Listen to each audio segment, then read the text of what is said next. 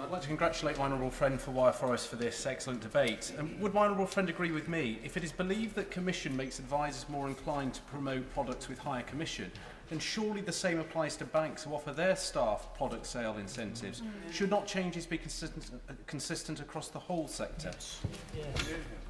Yes, they should. And it is fair to say that the FSA is looking at the whole of the sector. Press on the speech. At the moment, every client is given the option of paying for their advice via a fee or commission.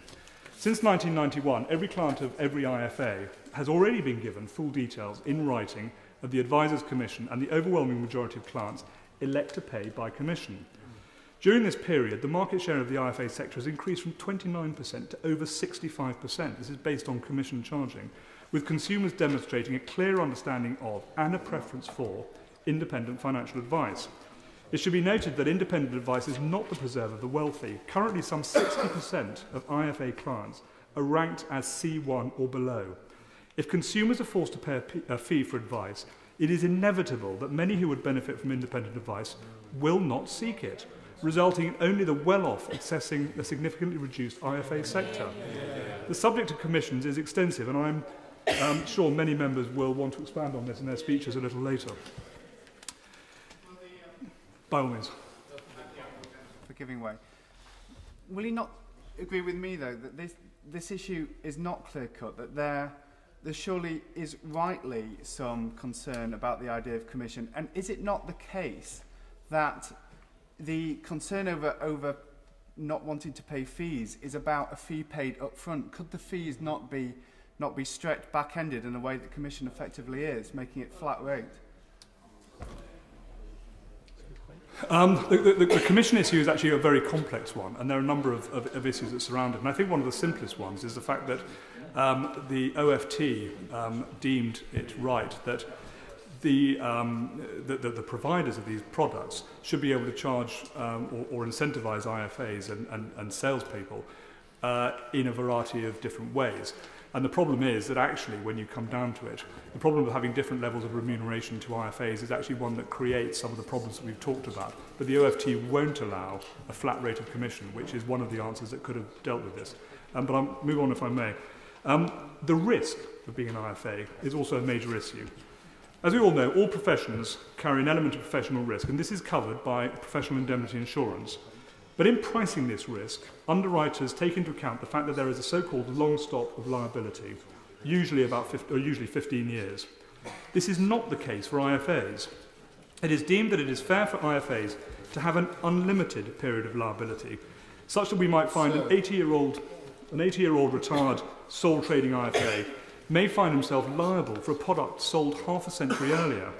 Now, it may be the case that the complainant has a legitimate claim, but it also may be the case that the complainant just doesn't feel satisfied with what he's got and actually is just having a go in our compensation culture. In practical terms, for a limited liability company, as the business gets older, it becomes less saleable as it accrues a large pool of risk related to products sold from the moment it opened its door for trading. Is it fair that an IFA could be chased to the grave in a manner that no other profession allows? Will this indefinite level of risk be an incentive to newcomers coming into this profession? I think the answer to both of those questions is no. The cost of implementing RDR is also very high. Up until now, a firm of IFAs with up to 25 advisors will only be required to put aside £10,000 by way of regulatory capital. This minimum will double under RDR, but there is a new element due to come in. Under the new rules, firms may be required to put aside 90 days operating costs. For the better-run firms with sophisticated systems and offices, this can be a very significant increase. It is not inconceivable that a firm employing 10 qualified AFAs, supported by very high-quality support staff, may see its regulatory capital rise from £10,000 to £2, £3, £4, or even £500,000. This rule alone incentivises moving from a high level of service to a cut-price one. But what does this mean for the cost of RDR to the consumer? The original estimates for the cost-benefit analysis of RDR gave a net present value of some £600 million for the first 5 years, including one-off costs. That has now risen to a truly staggering £1.7 billion. In order to address an unsubstantiated cost of mis-selling of £250 million, moreover, it is by no means the responsibility of the IFA community alone. In 2009, according to the Financial Ombudsman, just 2% of complaints related to the activity of IFAs, while 61% related to banks. Yet it's 65% of the market share that is held by IFAs. By all means. And congratulate him and his honourable friend for having secured this debate. Would he not agree that throughout the process that the FSA has undergone in putting together the RDR, they've just consistently ignored all the comment that's come from the industry and indeed from within this place and elsewhere, and that the time has come now for them to listen and to really look to review the whole setup? The Honourable Gentleman is absolutely right. The overriding message that is coming back from this community is one of being ignored by the regulator. And it's been suggested that Adair Turner is somebody who comes from McKinsey, so he is looking at it very much from a box-ticking perspective as opposed from the fundamental needs of the consumer, which I think is the important point.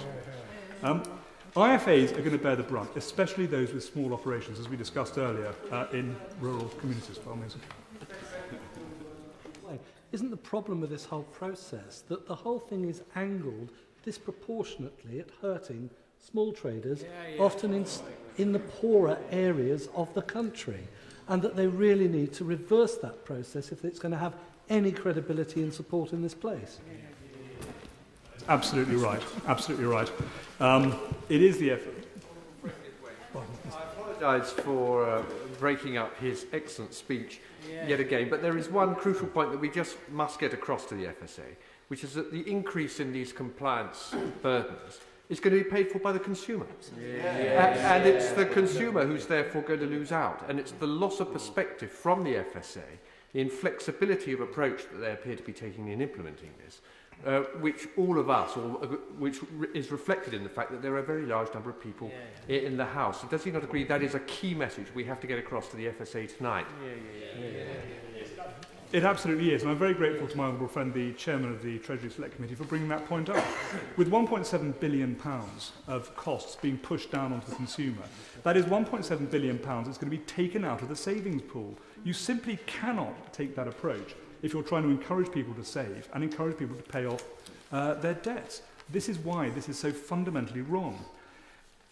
IFAs will have to bear the brunt of this, especially those with small operations, where the requirement to sit exams, to recapitalise, to install new compliance systems, and all the other requirements of RDR will be handled in many cases by the same individual who is offering the advice to the customer. Hector Sands estimated that the implementation of to the IFA community may be a loss of around 20% of the professionals working in this arena today. Adair Turner went on to say that he felt this is an acceptable cost. I do not agree. I think it is unacceptable that up to 3,000 professionals, according to the FSA's figures, and more according to other research, will lose their livelihoods.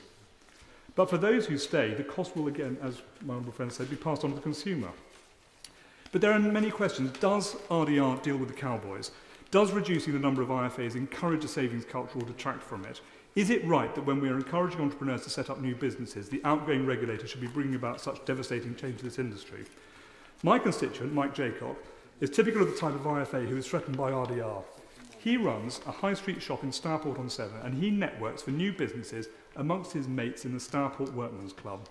These are not high-rolling wealth managers prowling family offices in Mayfair. We're talking about people who are honestly earning a living, servicing the financial interests of people who can afford little, but who need financial advice. The Retail Distribution Review is a significant market intervention. Market interventions, particularly of such a fundamental and far-reaching nature, require overwhelming evidence of consumer detriment and the appropriateness of the solution. In addition, any solution needs to meet the cost-benefit requirements. Does RDR satisfy these tests? It appears that it's based on a combination of unfounded assertions, limited and contradictory research, and as regards some of its solutions, little more than a hunch that somehow the outcome will be better than the present system. With up to an estimated 10,000 experienced IFAs of good standing, potentially being forced to retire for no valid reason, by all means. All members are giving way. The FSA say that only less competent advisors will not be able to comply with the new qualifications, and therefore it will act as a sort of natural selection for the industry. Does the honourable member agree that in fact it may well be exactly the opposite, because it's going to be the more successful, long experienced advisor with a very well-developed client list who won't be able to comply or chooses not to comply, and therefore will lose that experience in the industry. Yes, I do agree entirely. It's absolutely the case. The harder working and more successful IFA will just simply not have the time to take these exams and start dealing with the dead hand of regulation from the FSA. But if I may continue to finish. With up to an estimated 10,000 experienced IFAs of good standing, potentially being forced to retire for no valid reason, it is estimated that as many as 3 million existing clients, many of whom will be elderly, will lose access to their trusted advisor as of the 1st of January 2013. I fear, Madam Deputy Speaker, that without the FSA looking again at grandfathering and grandfathering experience through the process of implementation and a rethink in terms of commission, independent financial advice will, I'm just about to finish actually, independent financial advice will become the preserve of the wealthy only. Thank you. Yeah.